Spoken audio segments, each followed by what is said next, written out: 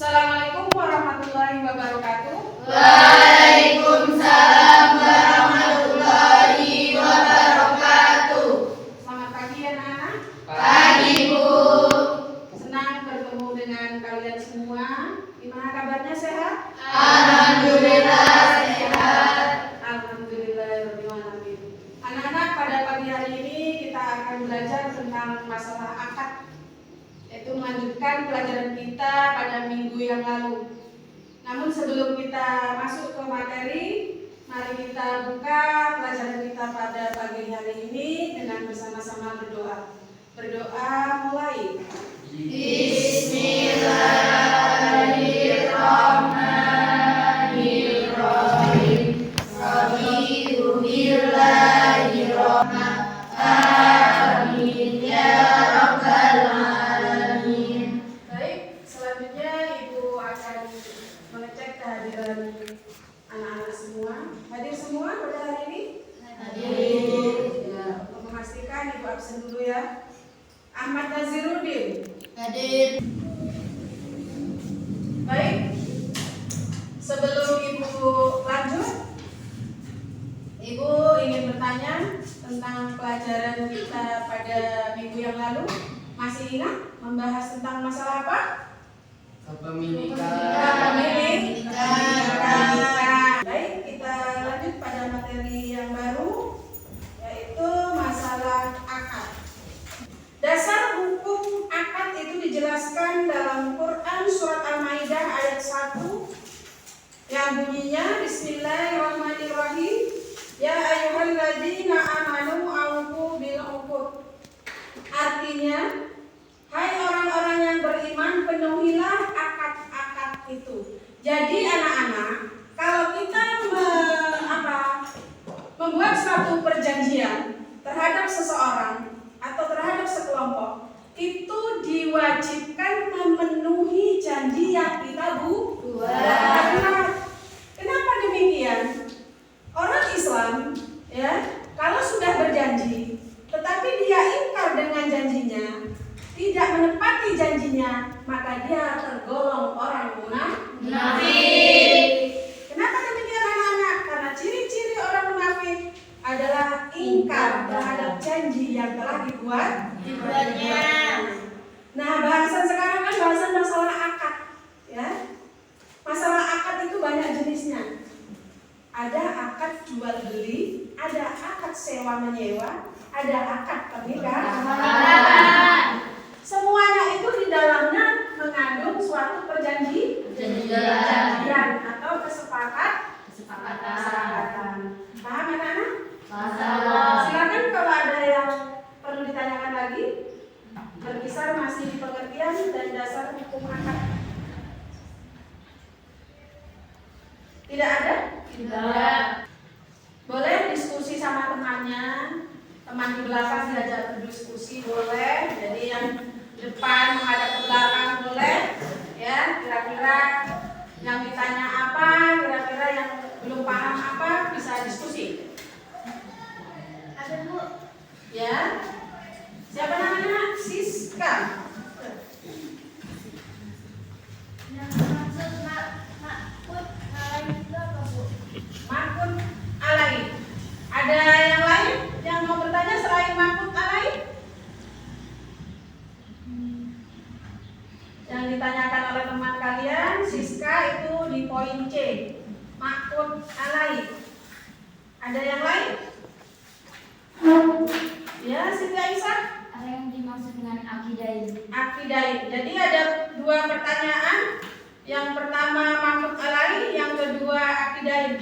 Jadi yang dimaksud dengan makut alai dalam istilah jual beli itu adalah barang dagangan atau barang yang kita jual. Contoh Ayudea penjual buku, ya. Jadi buku yang dihadap untuk dijual oleh Ayudea itu dinamakan makut alai. Jadi rasanya aneh, ya. Kalau di dalam jual beli itu pasti ada tiga hal. Satu, ada penjual, yang kedua ada pembeli, yang ketiga ada barang yang dijual. Nah, barang yang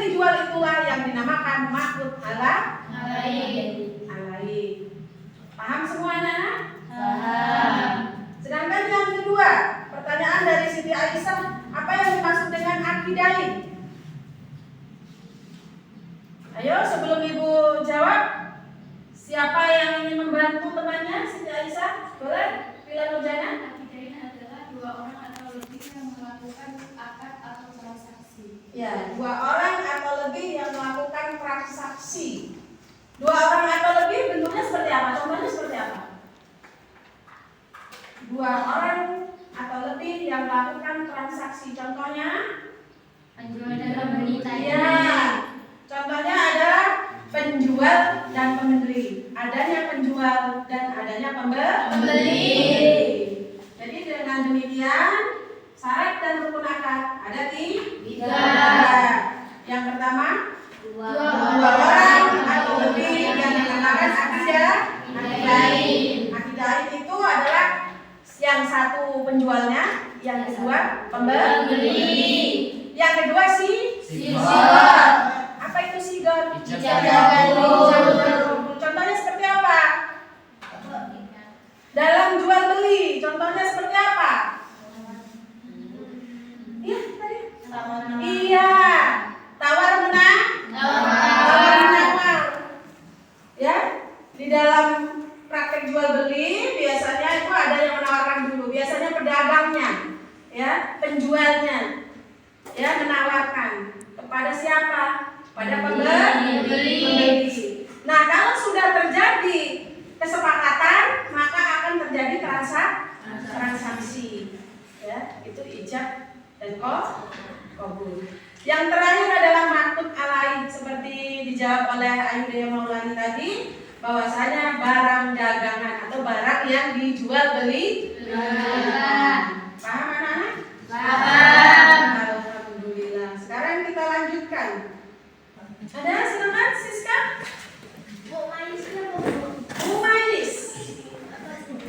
Mumais. Ya, yang pertama pertanyaan dari Siska Wulandari, apa itu mumais? Ada pertanyaan lain? Ayo. Silakan.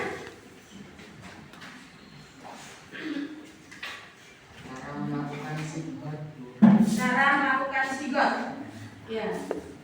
Satu lagi pertanyaannya, kalau ada yang bisa. Ayo, ada yang mau tanya? Saya Boleh. ijab dan kabul harus diucap yang secara yang bersambung. Ya. Cukup. Pertanyaannya 3 saja. Yang pertama, apa yang dimaksud dengan mumais? Yang dimaksud dengan mumais adalah bisa membedakan mana yang baik, mana yang buruk. Sudah bisa membedakan mana yang hak dan mana yang batil. Ya, biasanya orang yang sudah mumais itu orang yang sudah dewasa, sudah akil balik.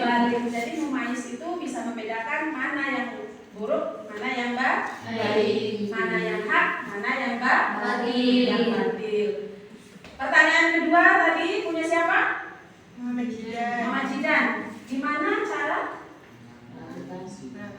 Bagaimana cara melakukan sigot? Itu di masalah akad jual beli. Ya. Cara melakukan sigot dalam akad jual beli contohnya. Ya. Contohnya, ibu seorang pedagang yang saya jual kotak pensil. Berarti namanya ini maktub alaih. Cara melakukan akad seperti ini. Seumpamanya Muhammad Jidan mau membeli sama ibu. Ya, mau membeli sama ibu. Otomatis dia melakukan tawar-menawar dulu. Contohnya seperti ini. Ibu, kotak pensilnya berapa? Ya, saya jawab 10.000 nak. Ya. Katanya iya Bu, saya mau beli. Ya. Dalam fikih itu yang namanya akad harus disebutkan. Ya, harus disebutkan. Ya. Baik Bu, saya akan beli kotak pensil seharga harga yang Ibu tetapkan. Terus saya jawab, baik, saya terima uang ya dari Ananda Jidan sebagai pembayaran dari kotak pensil yang saya jual.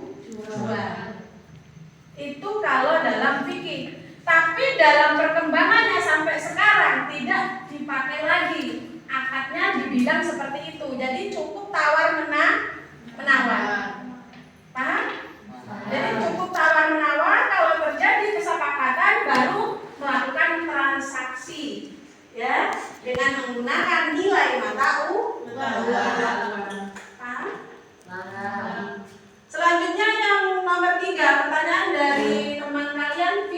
Mujana? Bisa diulangi? Ijab dan qabul harus diucapkan yang bersambung maksudnya. Iya. Ijab dan qabul harus dilakukan secara bersambung, berarti nggak ada jeda waktu. Contoh ketika terjadi tamat saya sama Jidan tadi, ya harus spontan saya jawab. Ya, harus spontan saya jawab. Jadi nggak ada jeda, saya kerja lain dulu baru melayani Jidan lagi, itu tidak. Jadi begitu pembeli ya melakukan ijab qabul dengan penjual, itu seharusnya langsung dijawab.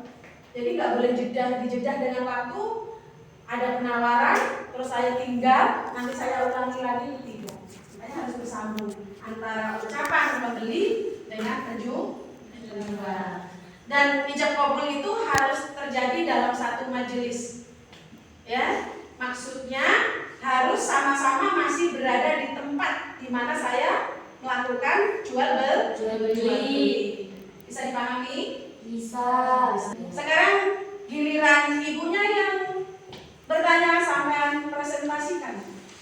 Ya, sampean presentasikan.